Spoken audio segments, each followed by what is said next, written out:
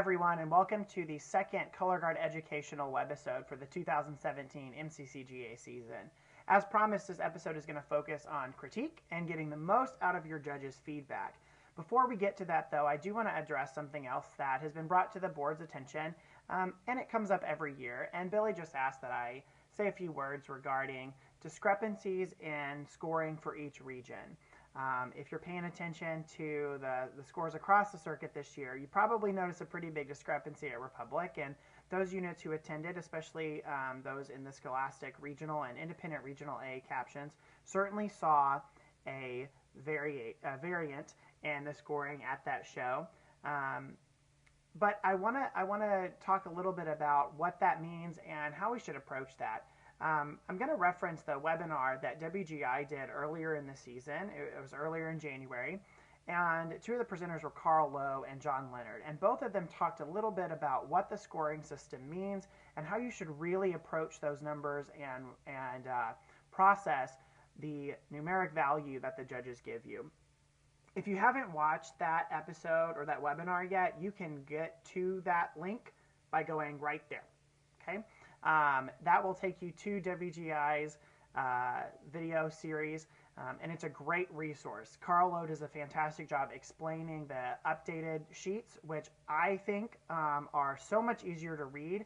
And if you haven't checked those out yet, if you haven't downloaded the rulebook, again, it's a really useful tool. I would go there now. Go right now. Go download those if you haven't and check those out because they're really great. One of the things that John and Carl both mentioned was that the judge's primary job is to get the ranking correct and provide quality feedback. The score then is just a means to justify that end. So while we like to compare scores, there's a little bit of a competitive nature in all of us, and yes, this is a competitive activity, but ultimately the number is not what we should take away from a performance. It's the way the kids feel, the way we feel as staff members, and the feedback we're given and the opportunities we take with that feedback in order to grow, personally and as a team.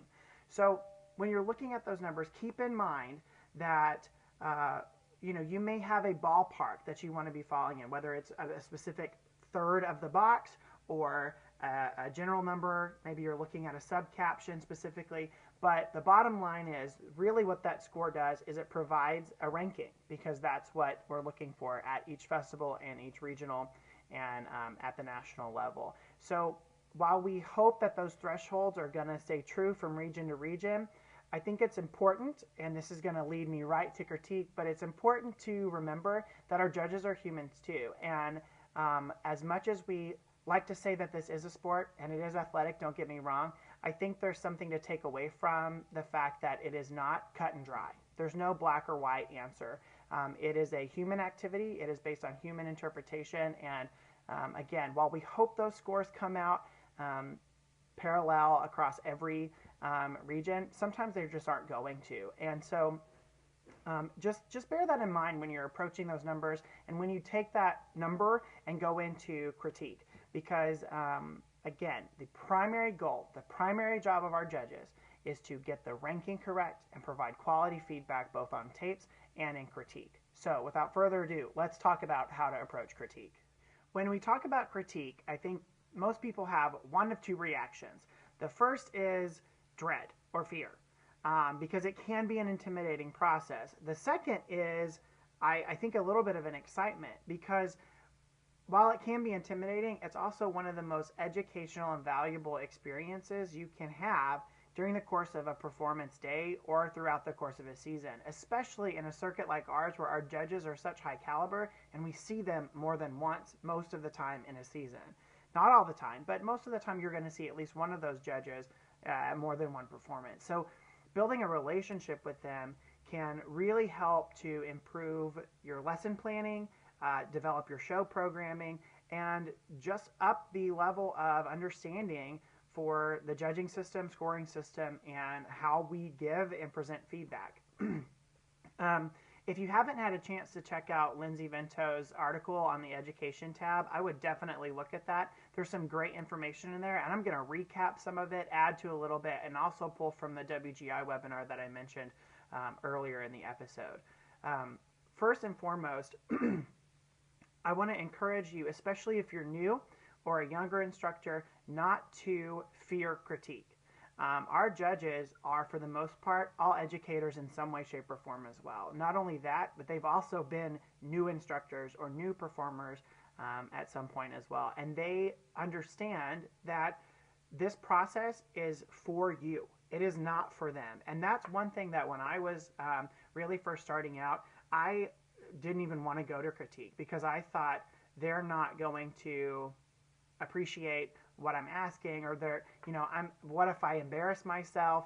And when I finally went, when I finally bit the bullet and signed up and went to my first critique, what I realized very quickly was it's not about them. It's really about us. Now, they're giving you their opinions and often defending their opinions, but that's part of the process.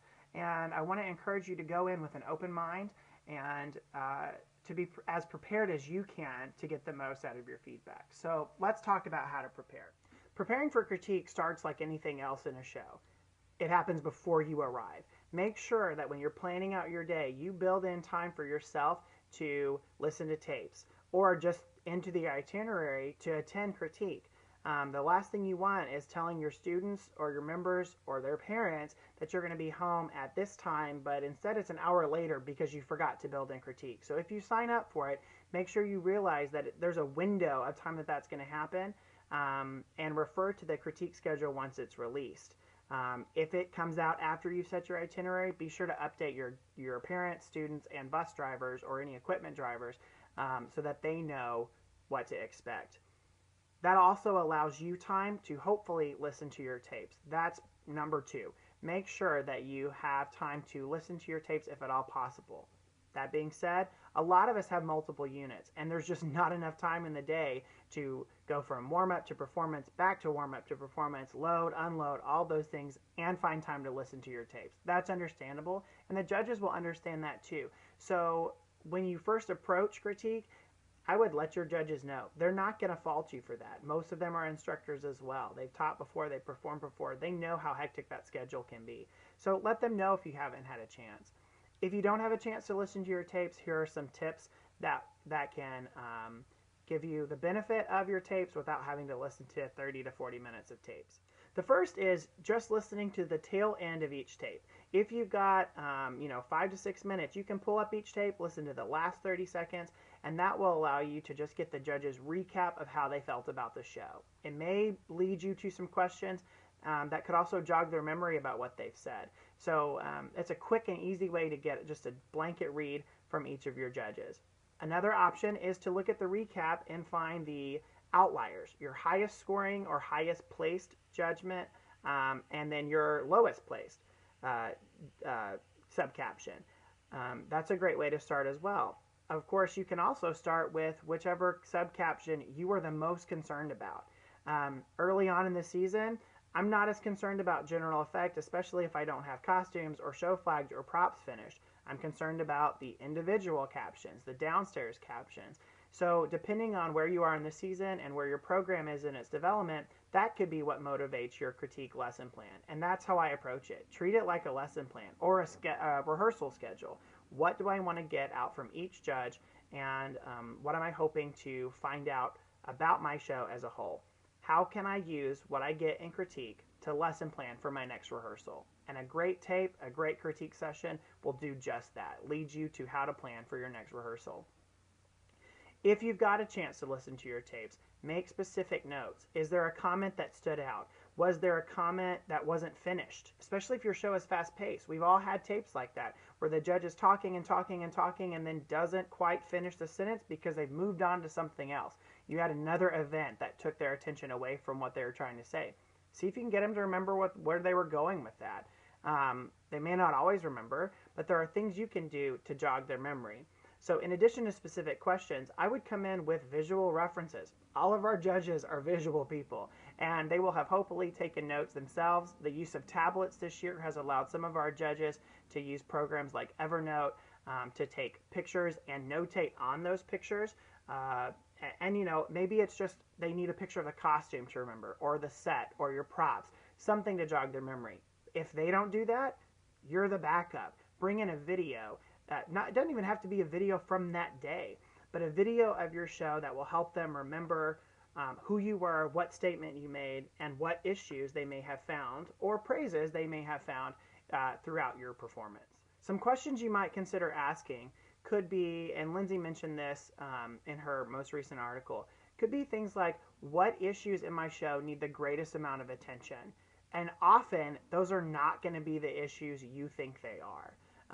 Sometimes it'll surprise you what the judges fixate on. You live with this show every rehearsal.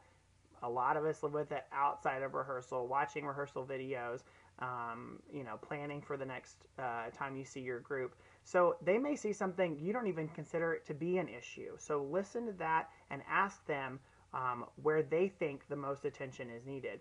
You can also ask for further detail, explaining what they said. And it helps to have a specific quote. But again, if you don't have time to listen to the tapes, you might just say, I noticed that, for example, use the score sheet. I noticed that our vocabulary score was low, but our excellence score was higher. Can you tell me a little bit about why you thought our vocabulary was where it was?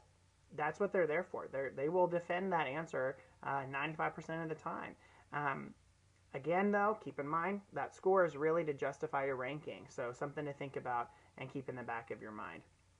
You can also ask how they think you relate to other teams in your classification. That's okay to ask. It's absolutely a fair question. And what they may say, especially early on in the season, your show's just not done. It's not finished yet, and that's a fair answer. If they say that and your show is done, then there's some opportunities for you to reevaluate there as well. I think the most important thing is that you go in, whether you have a chance to listen to your tapes or not, that you go in with an open mind. Recognize and remember that our judges are people too, and they have spent all day watching color guards, talking into tapes, saying the same phrases, not exactly the same hopefully, but the same phrases over and over. They're tired. They're just as tired as you are. So help them help you. That's really what it boils down to. All right, so we've talked about what to do before you get in the room. Now let's talk about what to do once you arrive. The first thing you should do is introduce yourself. And I don't mean like this. Hi, I'm with Fayetteville High School. What did you think? Go in and tell them who you are. Remind them you're a person and remind yourself that they're a person. It can also be helpful if the judges don't have identification for you to figure out, okay, this is the equipment judge or the movement judge, or which GE judge is which. Don't just look at them as a score or a box on your sheet. They are people and they are here to help you. So establish that relationship right off the bat. This could be beneficial down the road too if you're going to see them again. But even if it's just for the next 2 minutes, it's beneficial in that it opens up a conversation, a dialogue, not just a one-way flow of information, whether it's you spouting off questions or them spouting off comments. It really makes a difference as you go into the room and can kind of cut the tension a little bit. Speaking of, make sure that you're addressing them in a calm, collected manner, especially if you disagree with what they've said on the tapes. Color guard directors tend to be very passionate, we'll use that word, very passionate people who feel personal connections to the show that they've created and spent hours and hours with. You live with that show every day. You live with and spend time with your students who work hard every single day. So don't take their feedback as a personal attack against you or your students. It's really meant as a third-party outside read on what you're attempting to achieve. So it is not by any means a personal attack. Now, if one judge says a comment that you've never heard before, take that with a grain of salt. And most of the time they'll say that. If I'm the only one who said this, maybe ignore it. But if it's something you've heard many times, it may be time to really reevaluate that. Just because something doesn't read the way you intended it to the first time doesn't mean you can't get it to read that way. Doesn't mean you can't get that emotional impact or that technical resolution that you're looking for. Remember that the judges represent what your audience see as well. Even if they don't have the vocabulary that the judges do, your audience probably responds the same way the judges do. One of the most useful comments is that I receive is, I don't think that's working as well as you want it to. Here's how to fix it. And those can be really great jumping off points in the conversation. It's easy to take that comment as well, you don't understand what I'm trying to do. That's true, but the way you approach that will make all the difference in the type of feedback you receive. If it's not working the way you want it to, ask them how to make it better. What suggestions do they have? They're not going to be able to redesign your whole show, but there have been plenty of times where I've gone into critique and the judges said, well, what about this? For example, my first year in the circuit, Fayetteville show was called Out of the Blue. We had a blue floor, a big yellow stripe that led to the end, sort of like a ray of sunshine. And one of the judges said, I don't get it. Your show's called Out of the Blue, but you end up in the blue. It was one of the last shows, and we went, oh, yeah. And so we changed it, and the next show, one of those judges was there and commented on it. The only way I knew that was because I went to critique, and I went in with an open mind. So that can be really, really beneficial on that side of it. Just going in, not taking things personally. They're not there to attack you or your students. Another thing you can do in the room is make sure that there's someone with you to help take notes or record.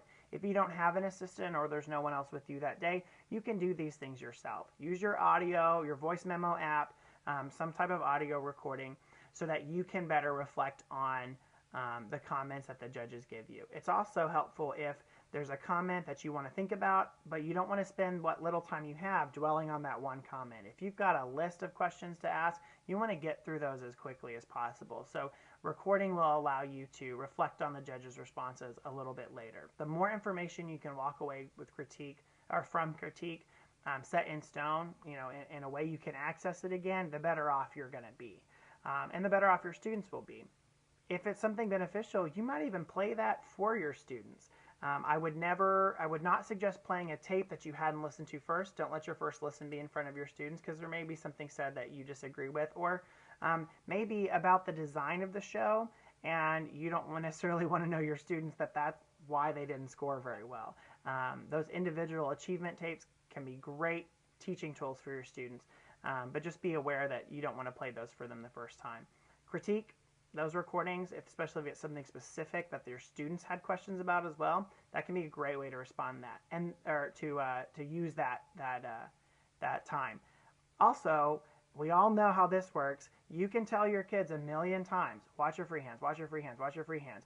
Another instructor from down the road, a friend of yours comes in and goes, watch your free hands, and they automatically fix it because it's not coming from you. It's not coming from someone they see every day.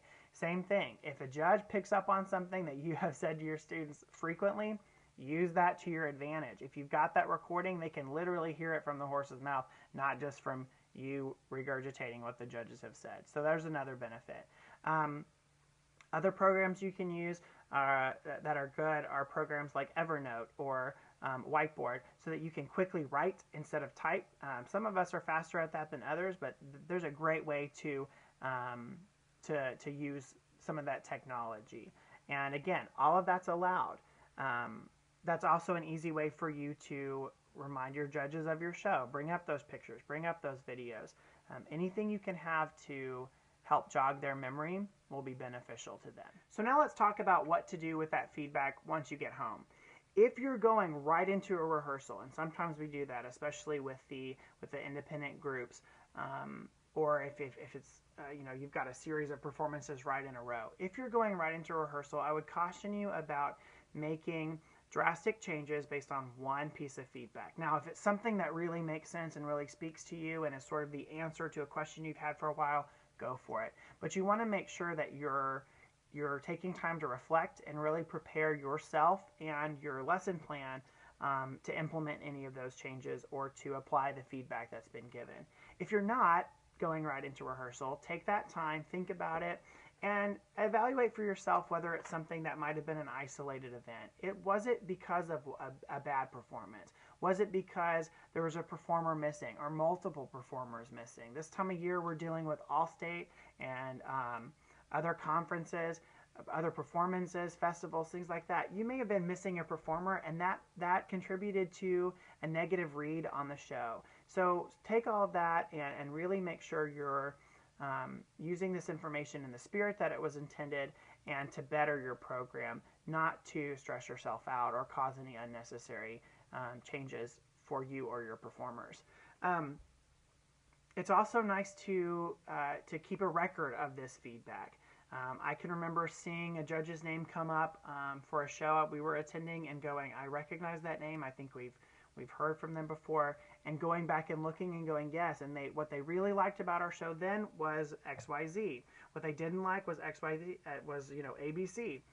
Do I have some similarities? Are there things that I know to expect to hear from that judge, and can I reference them? Even if the judge doesn't remember that show, if you go into critique going, you saw us a couple years ago and had some similar comments.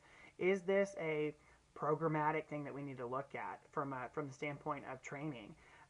That'll be impressive. Even if they don't remember it, it'll let them know that you mean business and that you're here to better yourself and your program. But you can only do that if you kept those records. Again, you may see these judges later on in the season, later on in a different season, or even in a working relationship, bringing them into clinic your group or help develop a show. So I would encourage you to really keep those records and save them somewhere. With Google Drive and Dropbox, there's really no excuse to just get rid of that if you feel like it's going to be beneficial. Also, if you ever consider going into being trained to be a judge, that's a great tool for you to have. The more things you can go back and reference that affected you in a positive or maybe a negative way can still be a learning experience for you and for your students.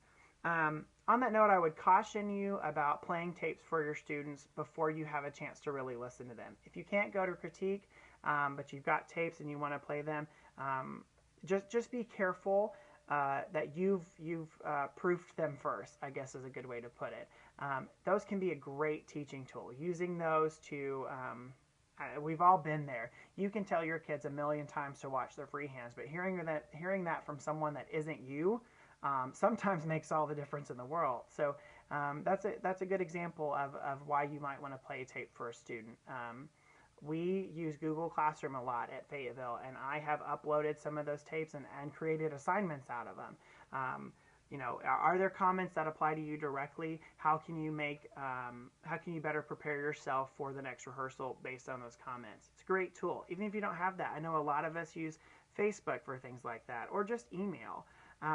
It can be a way to not only step up your education for yourself and your personal growth, but the education of your students and the team as a whole, or your program, from year to year. So something to think about in terms of keeping records and how to utilize those tapes in rehearsals going forward. One last thing that I want to talk about is another tool that I think some of us overlook, and that's our circuit photographers. Belinda, Joe, Tom, all of their assistants do a fantastic job of capturing as much as they can for every group they see. And while sometimes we look at that and think, well, that might be good use for media, or it might be, the students will use it for Facebook profile pictures, or I can send those photos to the yearbook, which, by the way, you can. I don't know if you know that. Great way to get your group recognized by the school, by future members and contributors to your program. But it's also a great teaching tool, and I'm not just talking about the good pictures. Sometimes Belinda and Joe and Tom will take a great photo of something not being done very well. Now, they're really good about not embarrassing anybody. They're not going to put up an embarrassing picture that's going to make a kid feel badly about themselves. But what they may do is put up a perfect snapshot of what the judges have talked about in critique. And that's fair game. Even if it's a fluke, the judges have to evaluate. They can only evaluate what they see. Sometimes those photos provide in the moment, instant examples of what they're commenting on. We use those photos as a teaching tool. We actually put them on the projector and we go through them after a show in the band room, and we talk about not only what they're seeing, but how to positively give constructive criticism about that photo. Whether it's a flexed foot or a foot that's turned in or a free hand. You've all seen photos where equipment is perfectly together in the air and there's bad free hands underneath it. That's a great way to up your students' self-evaluation, to encourage them to recognize that sometimes just because something feels one way may not read the way they think it does. And this is a perfect example. They also are relatively inexpensive. They provide pre-sales that are more than reasonable, and it allows you to use them in whatever way you see fit. Again, we put them in newspapers, we send them to local media stores, we use them in our yearbooks. I mean, you can see pictures behind me that Belinda has taken and Joe has taken that that we use and keep for years. So it's a really great tool, and I would encourage you to support them and to find other ways to motivate your students. I love the moment when we have a particularly shy student who is just outperforming themselves and the rest of the group, and that's captured in a photo. You can show your kids world-class performers all day long on a DVD, but seeing a photo of someone on their team performing at a really high level can be even more effective than watching some of those upper level groups. So just something to think about as in terms of another teaching tool. I hope this video has been helpful. Refer to this video, refer to Lindsay's article and that WGI webinar if you have any other questions, and feel free to contact us. As Lindsay mentioned, if you see us at a show, introduce yourselves. We are all here to help each other out, and we're all here for the same reason. So best of luck as you head into your next show, and I hope you'll take advantage of critique.